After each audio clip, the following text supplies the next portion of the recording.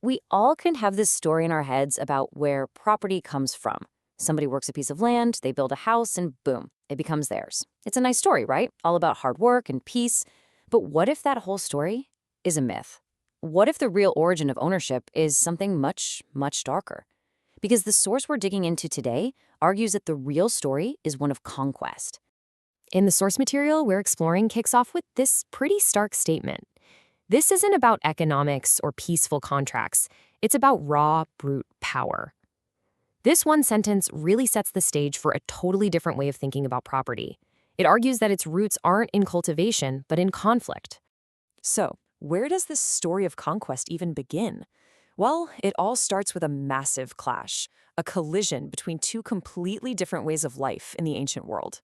And this wasn't just some small disagreement. This was a fundamental rupture that would basically reshape human society forever. So picture this. On one side, you've got these cooperative farming communities. They were settled, they were productive, and they built their whole world around sharing land and resources. They were the ones who created the very first surpluses of food and wealth. And then on the other side, you had these predatory nomadic bands. They were constantly on the move, organized for war, and their whole model was based on extraction, on taking, not making.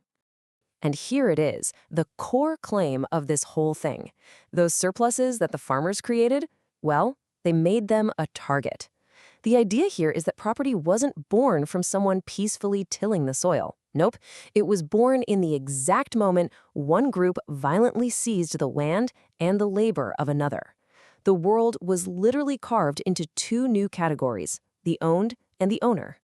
Now, this first act of conquest, it did way more than just create a temporary power imbalance. It actually built the foundation for something way more permanent, the very concept of class. Our source suggests that before economics, before money, there was a much more primal division between people. You were either the conqueror or you were the conquered. Which, brings up a massive question. If class didn't start with money, then where in the world did it come from? The answer, it turns out, is kind of hidden in plain sight. It's actually encoded in the words we still use today to talk about power. Okay, so let's just take the word predator. We immediately think of like an animal in the wild, right? A lion, maybe? But its original meaning, that's all about humans. Its root is the Latin word for a plunderer, a raider who seizes the spoils of war. So the original predator wasn't an animal at all. It was a human conqueror, someone who thrived by taking from others. And what's really incredible is that the word prey comes from the exact same root, praeda, meaning the spoils of war. So prey didn't originally just mean an animal being hunted for food. It meant the thing that is plundered, the person or the goods that are taken by force. The prey is defined by being vulnerable to being seized. And this is where it gets really fascinating. This basic predator-prey relationship that was born in conquest, well, it never really went away. It just changed its name. All throughout history, it's just mutated into new forms of hierarchy. Master and slave, ruler and ruled, and yeah, eventually landowner and laborer. These aren't totally separate things. They're all just different versions of that same original conflict. Okay, but wait, how does a raw act of violence become a stable system that lasts for centuries? I mean, the conquerors couldn't just keep raiding forever, right? They had to figure out a way to turn their temporary power into a permanent structure.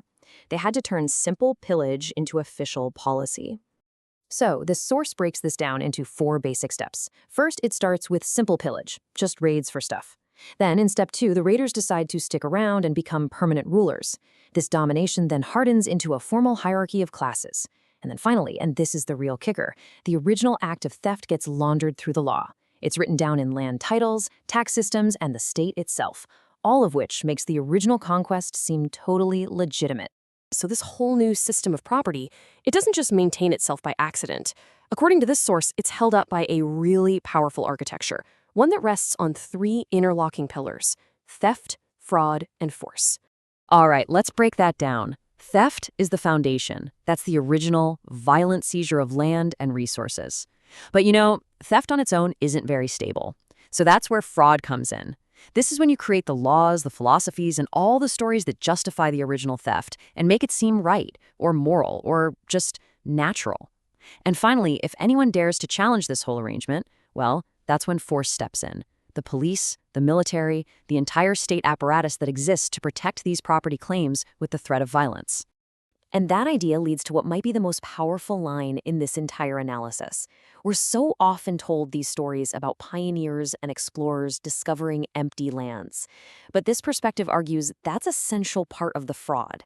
The earth was never empty. It was emptied of its people, of their cultures, and of their claims to the land, all to make way for a new system of ownership. So, all of this leaves us with a pretty challenging question. If the foundation of property isn't peaceful labor, but violent conquest, justified by fraud and maintained by force, what are the implications for our world today? What does that really mean for our laws, our economy, and even our own ideas about what's fair and just?